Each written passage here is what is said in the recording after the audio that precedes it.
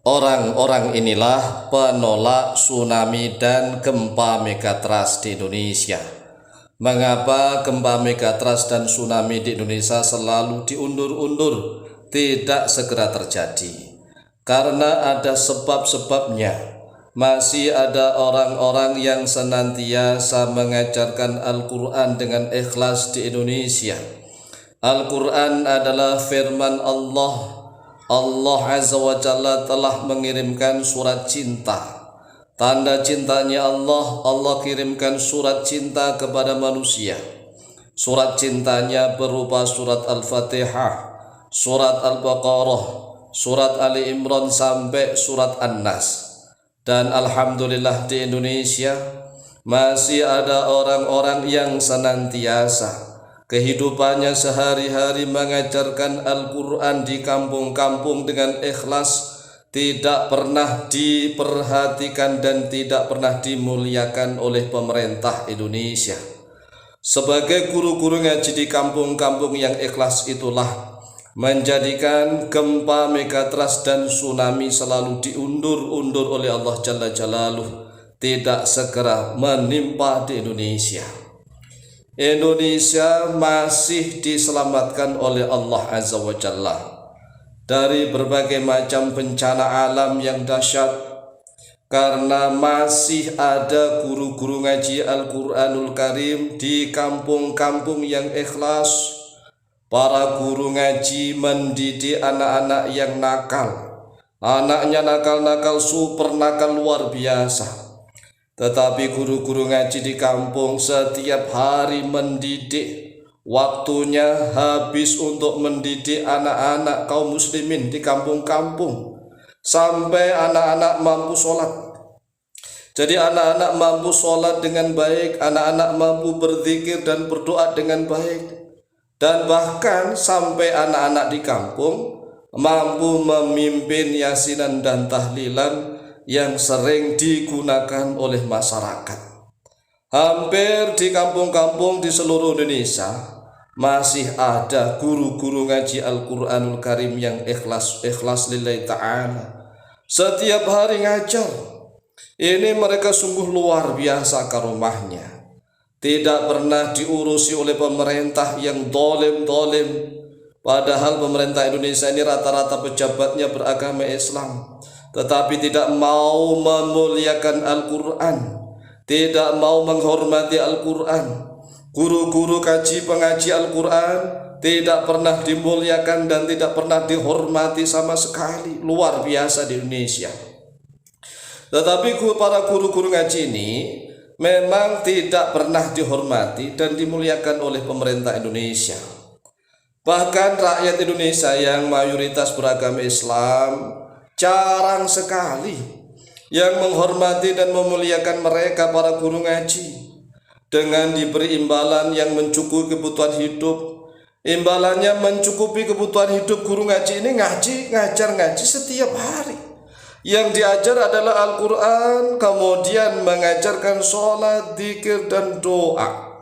Guru-guru ngaji kampung itu ikhlas sungguh luar biasa. Walaupun toh tidak pernah dihormati, dihargai, dimuliakan, mereka pejuang-pejuang Islam.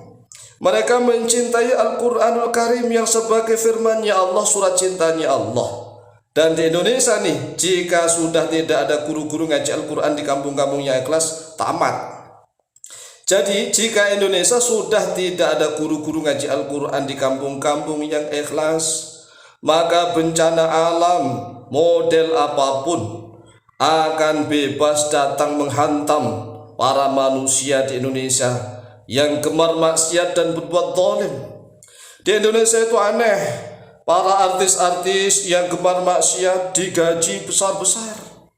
Para pejabat-pejabat yang hanya rapat sebentar saja digaji besar-besar. Tetapi guru-guru ngaji yang ngajar ngaji, mendidik setiap hari, tidak pernah dipandang, bahkan dipandang sebelah mata. Inilah kedoliman-kedoliman di Indonesia. Coba kita renungkan. Yang mendidik anak-anak di kampung itu guru-guru ngaji yang kelihatannya memang tidak terhormat, yang kelihatannya sangat terhina, tercela. Tetapi mereka, jasa mereka itulah yang menyebabkan kampung-kampung anak-anak bisa baca Al-Quran, anak-anak bisa sholat, anak-anak bisa zikir dan doa, tetapi enggak pernah dimuliakan. Bahkan ada orang-orang yang sok-sokan. Banyak sekali orang Indonesia yang beragama Islam sok-sokan menasihati guru-guru ngaji yang ikhlas. Loh, Anda menjadi seorang guru ngaji yang ikhlas, ini namanya kurang ajar. Orang Indonesia banyak yang kurang ajar. Kenapa? Mereka setiap hari mencari duniawi, kerja di kantor-kantor, kerja di perusahaan-perusahaan, kerja di pemerintah-pemerintah. Setiap hari mereka mengejar duniawi. Apakah mereka bisa ikhlas? Nah, giliran anaknya ngaji, dimintai iuran sedikit saja, protes, mengatakan guru ngaji harus ikhlas. Ini kan kurang ajar kedoliman yang terjadi di Indonesia. Guru ngaji nggak usah diajari ikhlas. Mereka sudah belajar ikhlas. Hanya saja pemerintah Indonesia ini harus menghormatinya. Jadi para pejabat-pejabat tinggi negara yang bahkan mereka bisa baca Al-Quran itu hasil dia apa? Hasil didikan guru-guru ngaji di kampung-kampung. Didikan guru-guru ngaji. Dan anehnya di Indonesia itu misalnya nih ada pengajian besar, pengajian akbar begitu ya. Mendatangkan mubalik hanya 1 jam 2 jam itu digaji puluhan juta. Nah setelah itu para mubaliknya pulang. Yang mendidik sholat, zikir, doa, baca Al-Quran, guru-guru ngaji kampungnya nggak pernah dihargai. Coba bayangkan. Ini kedoliman di Indonesia yang pikirannya terbolak-balik. Coba kalau kita lihat di Brunei Darussalam lah. Guru-guru pengajar Al-Quran di Brunei Darussalam itu dimuliakan. Karena apa? Sultannya ingin memuliakan Al-Quranul Karim. Jadi para sultannya ingin memuliakan Al-Quranul Karim dengan cara memuliakan guru-guru ngaji Al-Quran. Sehingga di Brunei Darussalam itu Masya Allah baldatun thayyibatun wa rabbun ghafur. Negaranya sampai COVID saja nggak bisa masuk ke sana. COVID itu nggak bisa masuk ke Brunei, coba bayangkan. Dan Indonesia enggak, manusianya pintar-pintar ngomong, tetapi kalau diajak ngaji sulit. Bahkan guru-guru ngaji Al-Quran tidak pernah dihormati, tidak pernah dimuliakan, dipandang sebelah mata. Tetapi Allah Azza wa Jalla masih menguatkan hati mereka, sehingga masih ada, bahkan masih banyak guru-guru ngaji Al-Quran di kampung-kampung yang ikhlas. Mereka inilah sebagai sebab Allah Azza wa Jalla tidak segera menimpakan berbagai macam bencana, musibah, malapetaka di Indonesia.